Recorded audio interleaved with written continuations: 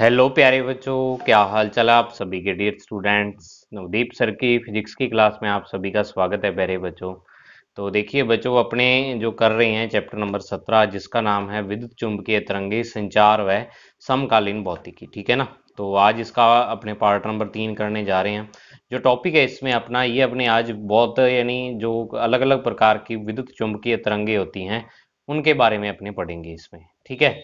जिनको विद्युत चुंबकीय स्पेक्ट्रम बोल देते हैं। तो बहुत ही आसान सा टॉपिक है और यहाँ से एक नंबर का क्वेश्चन आने का चांस काफ़ी रहता है। जो इन विद्युत चुंबकीय तरंगों के उपयोग हैं वहाँ से क्वेश्चन आने का पूरा पूरा चांस रहता है। तो आपको बहुत ही अच्छे तरीके से समझना है। चलिए बच्चों, स्टार्ट करते हैं आज की वीडियो एक नई एनर्जी के साथ। तो देखिए बच्चों, ये वाला जो टॉपिक है वैसे तो मैं आपको बुक से भी करवा सकता था ये वाला टॉपिक, क्योंकि थियोरेटिकल टॉपिक है। लेकिन मैंने क्या किया कि बुक से मेन मेन चीज़ें निकाल के इस टॉपिक में डाल दी, ठीक है ना। जो जो मेन मेन चीज़ें उसमें से निकलती थी सारों का सार लगभग मैंने इसमें डाल दिया है। और यहाँ से आपका पिछले साल भी एक नंबर का क्वेश्चन पूछा गया था और का क्वेश्चन आने का चांस रहता है एक नंबर का यहाँ से।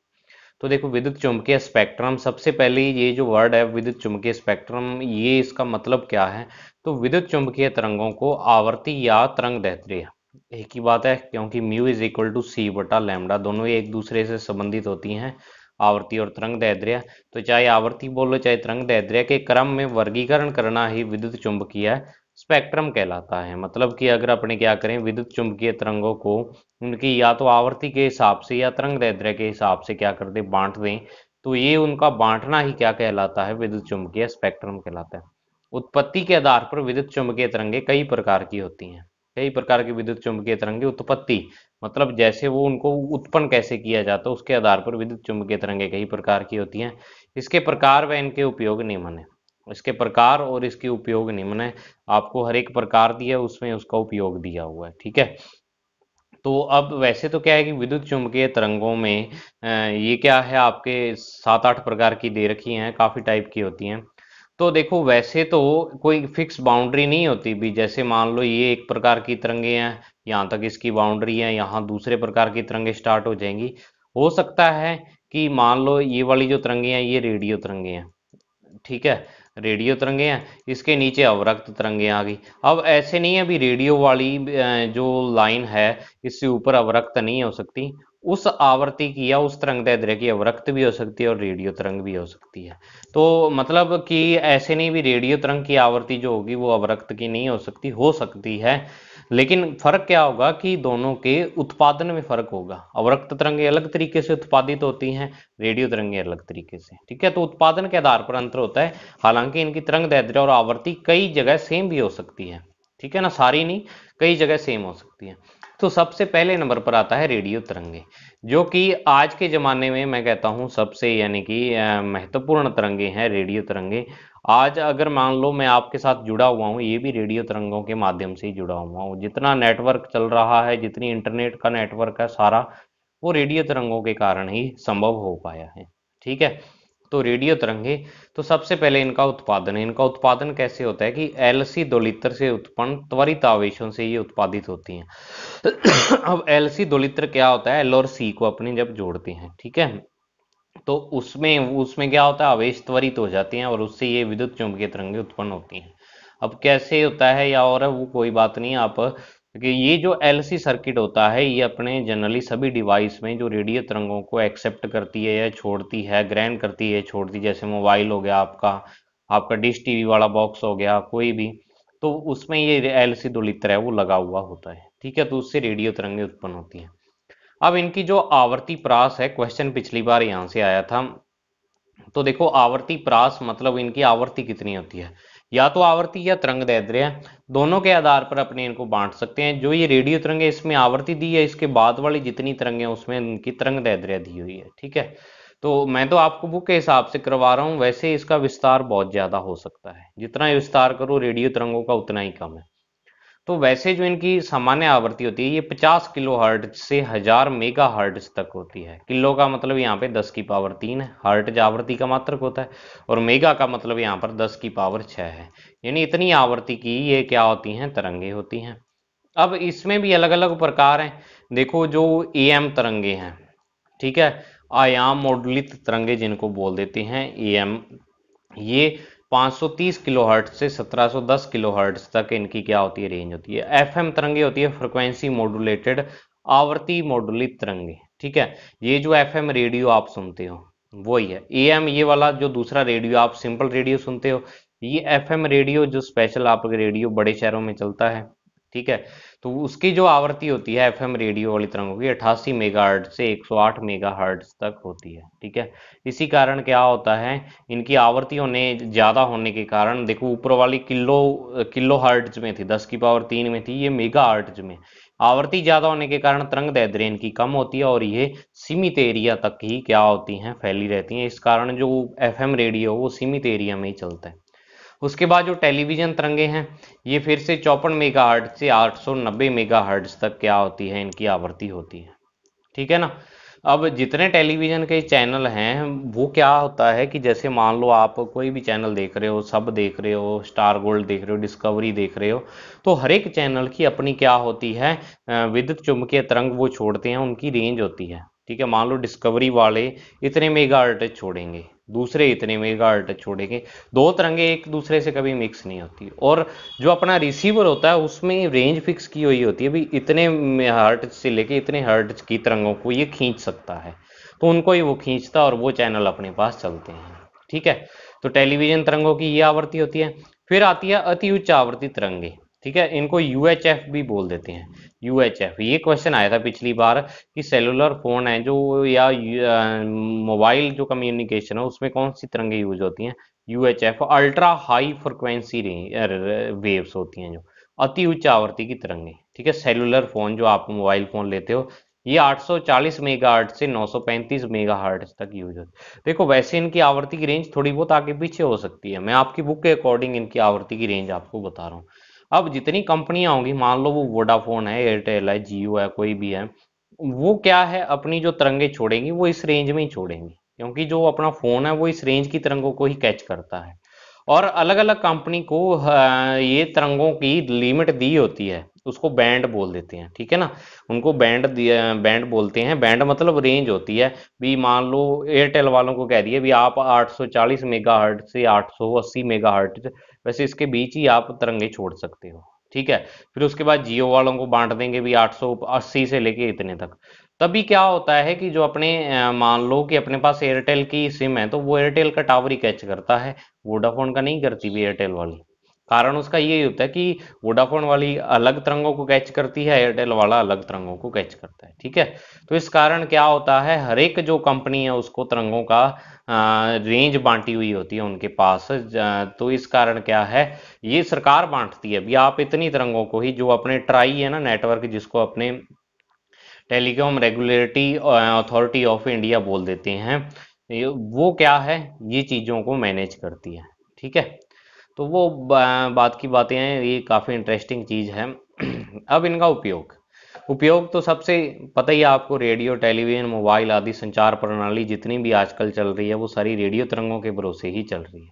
अब सह सूचन डिटेक्शन, इनका पता कैसे लगाते हैं या इनको कैच कैसे करते हैं, ठीक है। तो वो विद्युत द्विध्रुव एंटीना या लूप एंटीना द्वारा, ये दो अलग अलग एंटीना होते हैं। विद्युत द्विध्रुव में पॉजिटिव नेगेटिव टर्मिनल होते हैं, लूप एंटीना कोई स्पेशल टाइप का एंटीना होता है।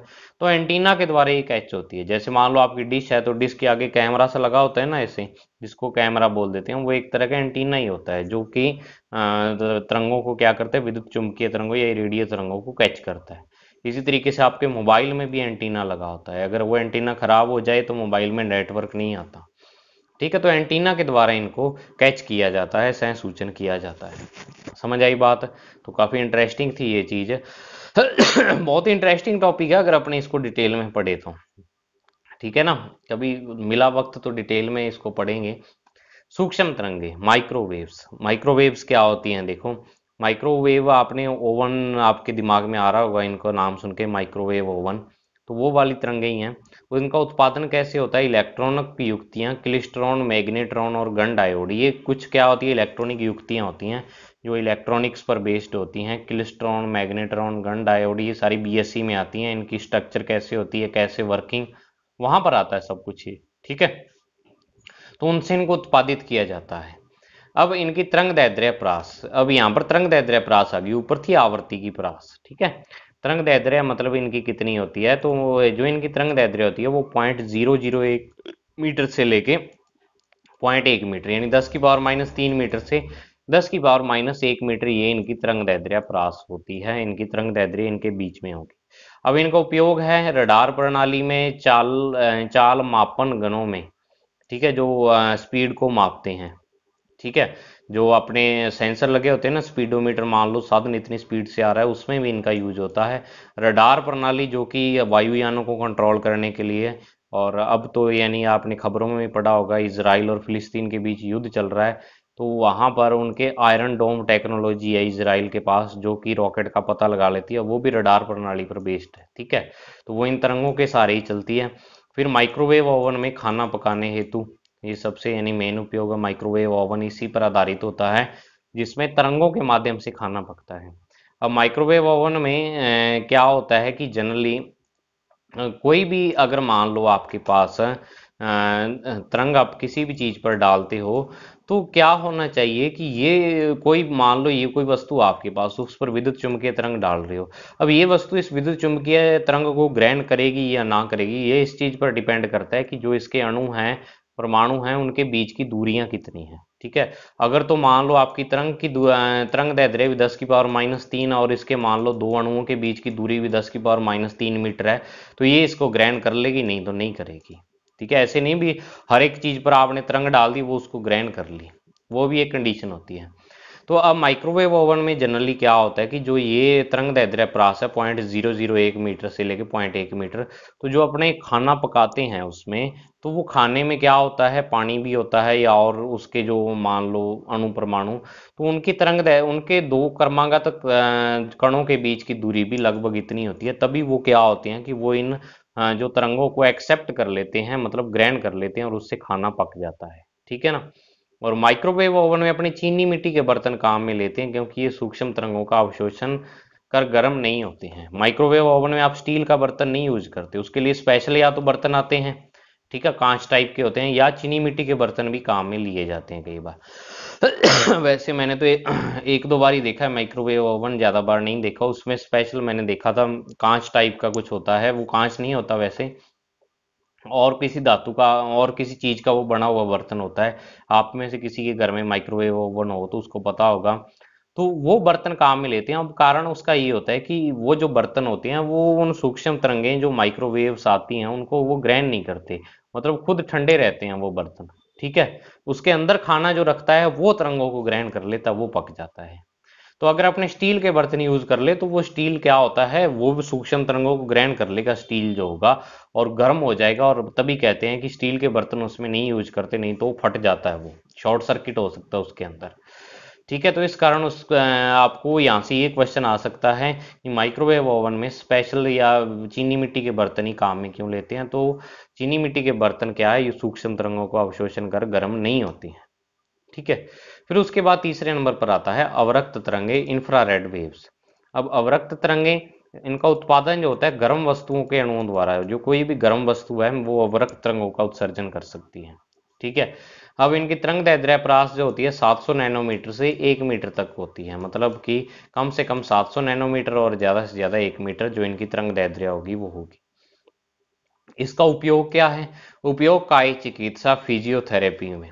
काय चिकित्सा या फिजियोथेरेपी क्या होती है कि मान लो जिस किसी बंदे की हड्डी टूट गई है, तो वो क्या है, जो डॉक्टर होता है उसको क्या बोल देते हैं, फिजियोलॉजिस्ट बोल देते हैं क्या कुछ, उसके पास जाता है, तो वो क्या है, एक्सरसाइज करवाता है उससे, ठीक है। तो कई तरह की एक्सरसाइज कई उपकरणों के द्वारा की जाती है, तो वो काय चिकित्सा होती है। फिजियोथेरेपी जोड़ों का इलाज करते हैं जिसमें, तो उसमें इसका यूज होता है, या इंफ्रारेड फोटोग्राफी में यूज होता है, या कंपन स्पेक्ट्रोग्राफी में, ठीक है।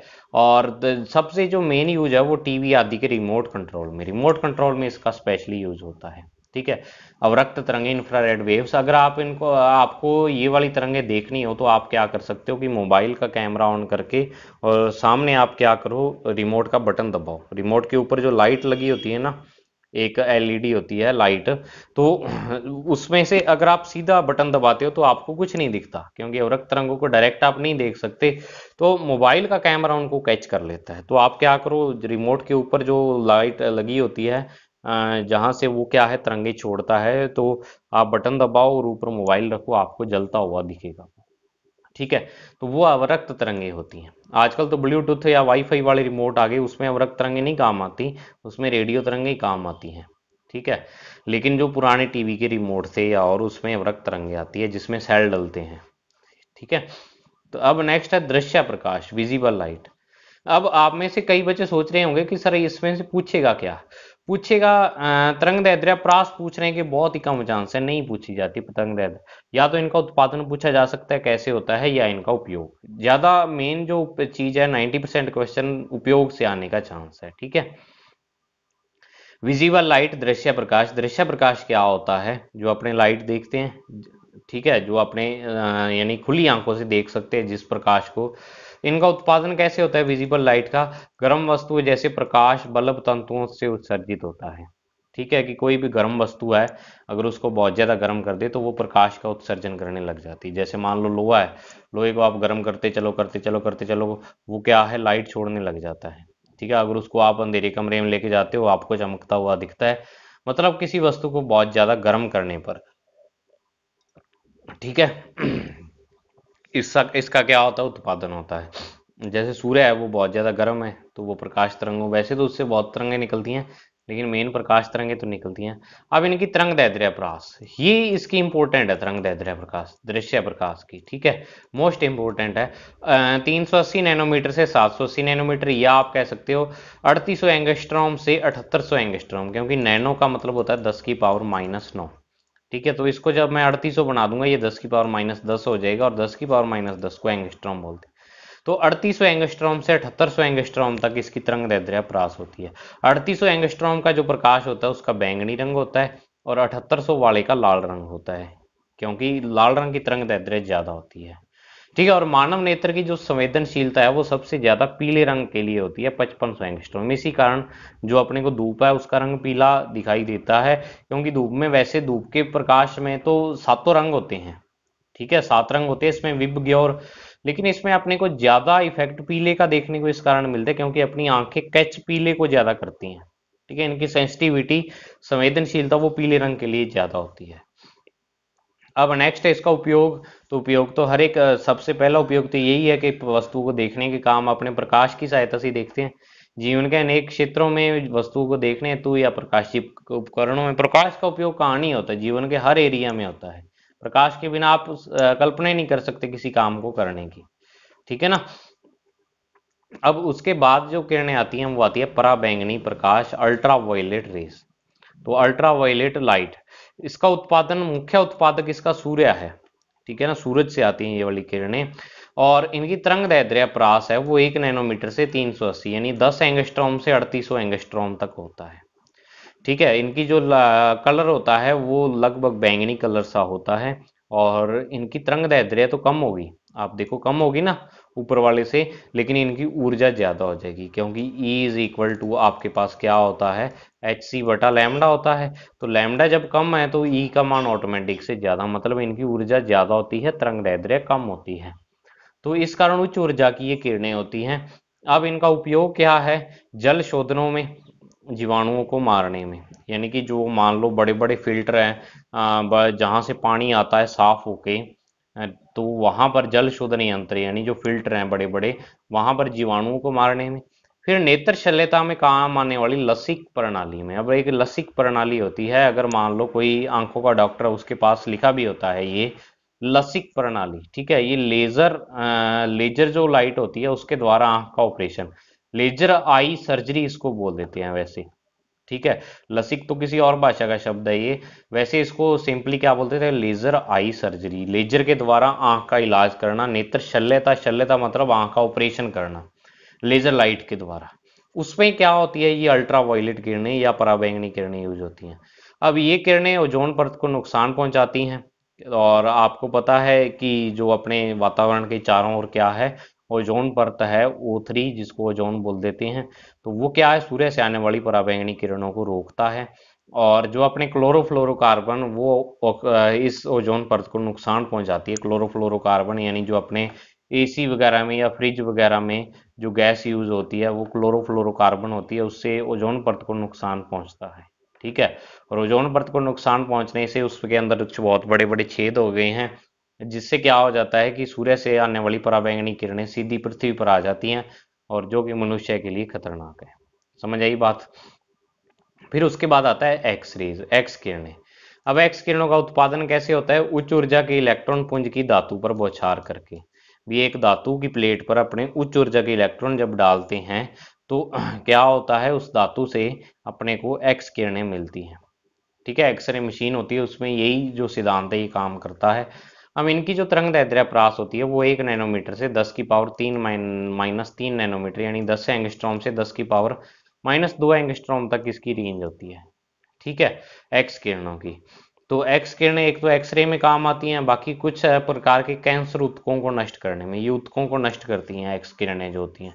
तभी कहते हैं कि एक्सरे ज्यादा नहीं करवाना चाहिए, खतरनाक होता है, क्योंकि जो अपने शरीर के अंदर ऊतक होते हैं ना, उन काफी सारे ऊतकों को ये एक बार में नष्ट कर देती है जब आप एक्सरे करवाते हो। फिर क्रिस्टल संरचना में जानकारी प्राप्त करने में, वैसे आपने ब्रैग समीकरण पढ़ा होगा, उसमें एक्स किरणें यूज की थी ब्रैग ने। अगर आपने केमिस्ट्री में पढ़ा हो, एन डी साइन थीटा बराबर एन लैम्डा, वो उसने समीकरण दी थी ब्रैग ने। तो क्रिस्टल संरचना से उससे जानकारी मिलती है। ठोस अवस्था वाला अगर चैप्टर आपने पढ़ा हो, सॉलिड स्टेट क्रिस्टल संरचना, तो उसमें ये चीज आती है, तो वहां एक्स किरणें यूज करते हैं। ठीक है। फिर आती है गामा किरणें। अब गामा किरणें आप 15वें चैप्टर में पढ़ चुके हो।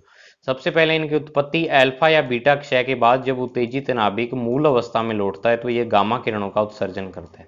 आपने पढ़ा होगा कि जब अल्फा या बीटा किरणें उत्सर्जित होती हैं तो उसके बाद जो नाभिक नया बनता है, नया तत्व बनता है, तो उसका नाभिक उत्तेजित अवस्था में होता है, और जब वो उत्तेजित से मूल अवस्था में आता है तो तब गामा किरणें उत्सर्जित करता है।